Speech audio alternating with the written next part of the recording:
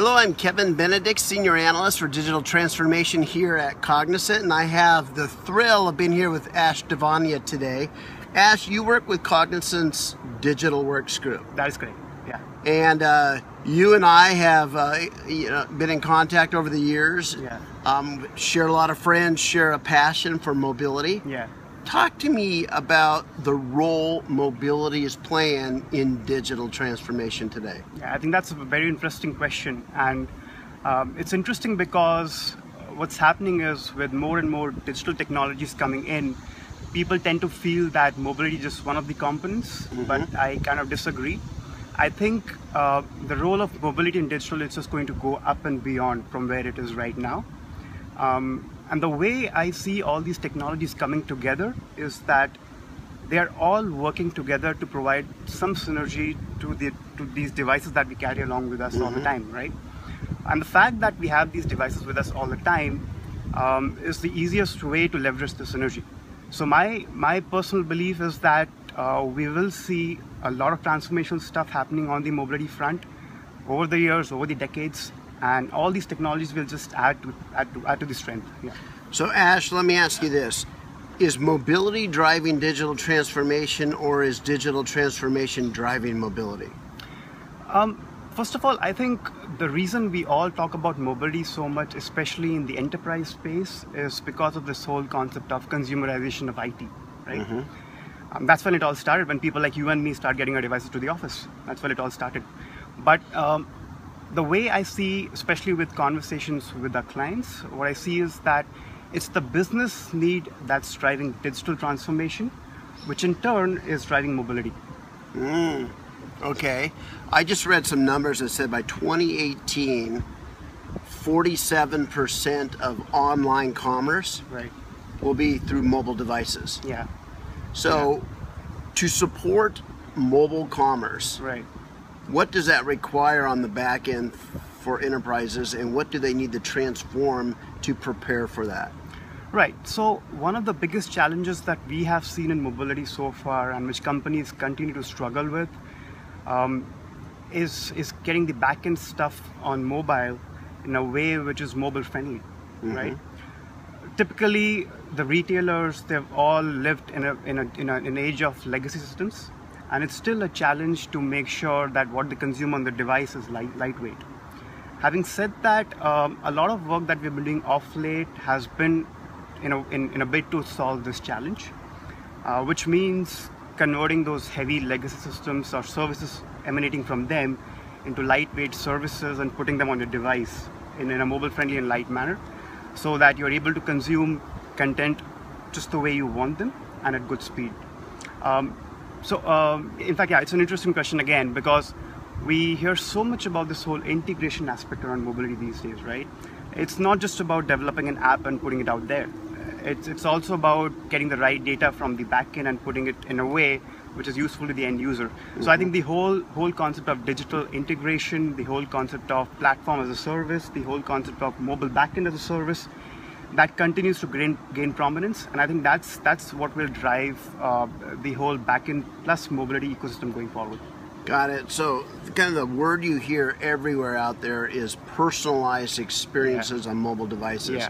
Can you share with the audience today, what does that actually mean, and what kind of sets of applications and systems and infrastructure are required to actually personalize a mobile experience? Yeah, that's a great question again. I think first of all, personalization is a misused term. We tend to use it a lot without really understanding what are we trying to personalize. To me, personalization is as simple as this.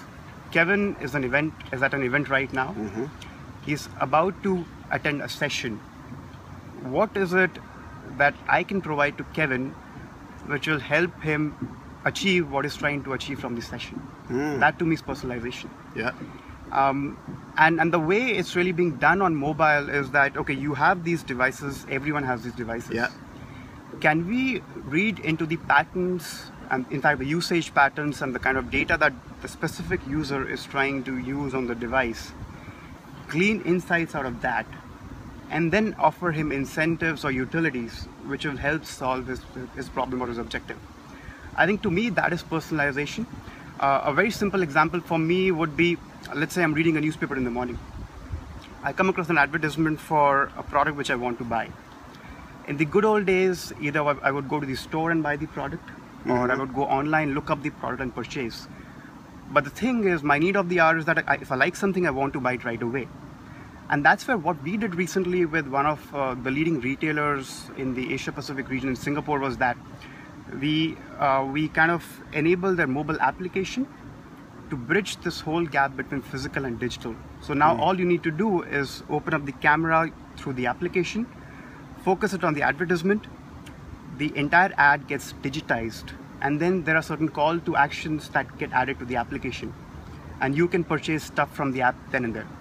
Wow, okay. Right? So while you're sipping coffee, you came across a good bag which you want to buy, you don't need to go online or go to the store to buy.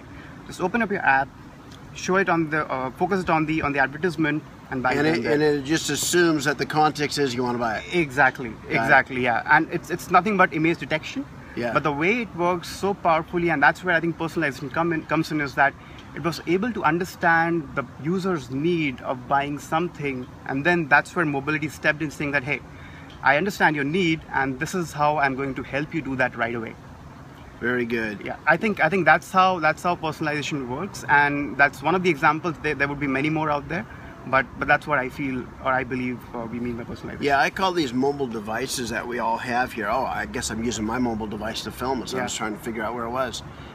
They're sensor platforms. They're mobile sensor platforms. Oh, yes. So you look at the increasing numbers of sensors on those devices, and you ask yourself, what can we do with it? Right. What does that? How does that data provide context to some of the information we already have? Yeah.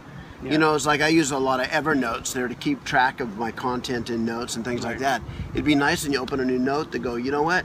I see where he is. I know what the weather's like. I know what event he is because I looked at his calendar. Yeah. And I can see all that information here. So I'm just going to automatically title it Notes from Marit's Innovation Day, where I'm speaking today. You know, things like that, because it's all there. Put it together and package it, so I'm having these kinds of experiences. Absolutely agree. Yeah. You know, I just came out of a design session here at the Marit's Innovation Day, and one of the things they said is just, you know, how can we make our experiences more beautiful all day and every day in everything that we do? And I know you're doing a lot of work on cross-device integration and, you know, the cross-platform experience. Yes.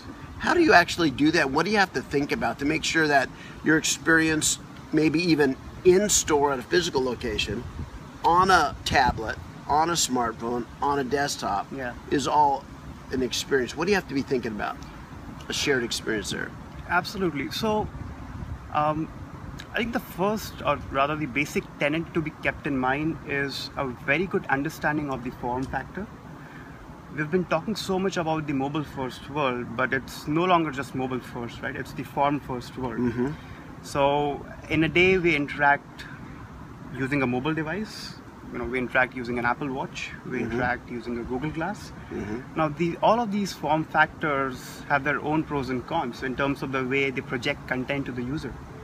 And I think what's really important to understand is first of all, what is the user trying to use that particular form factor for, right?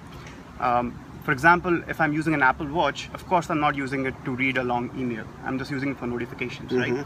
So that understanding of why a user is using a form factor is the critical thing, I believe. That's the starting point. And second thing is more from a user experience design standpoint. How do you design in a way which is optimal for the form factor? Given the fact that a mobile device or a smartphone has a very small screen, you need to design for the screen. For an Apple Watch, it's even smaller, right? How do you design for the screen? And third is the mode of engagement. Is tap the best way to engage with them? Google came up with the whole thing of voice enablement for the Google Glass, right? So a very good understanding of the mode of interaction is also very critical. So I think it's a combination of these three factors which eventually lead to a good user experience. And it always has to be form first. That's the term I would put forward. Form first. Awesome. Thanks for sharing that with us, Ash. You know, it's interesting to note that in recent studies, in the morning, smartphones are very popular. Yes. During the day, people do their shopping, online shopping, at work, on tablets. Right. I mean on desktops or on laptops. Yeah. But in the evening, the tablet becomes the dominant. In the living room, yeah. Yes, because you're in the living room or you're in bed. Matter of fact, the most popular places for doing commerce by individuals in a survey of 108 executives that I just did was number one was, here's the top three: living room, bedroom, and kitchen. Interesting. Yeah, if you look at the top four, then you add workplace, and the top five, you add restaurants. Those are the top 5 locations to do commerce. Yeah. But the bedrooms, living rooms, and kitchen, that's pretty funny. Anyway, I want to thank you so much for joining us today. And Ash, thanks for sharing your expertise with us. My pleasure. Pleasure talking to you.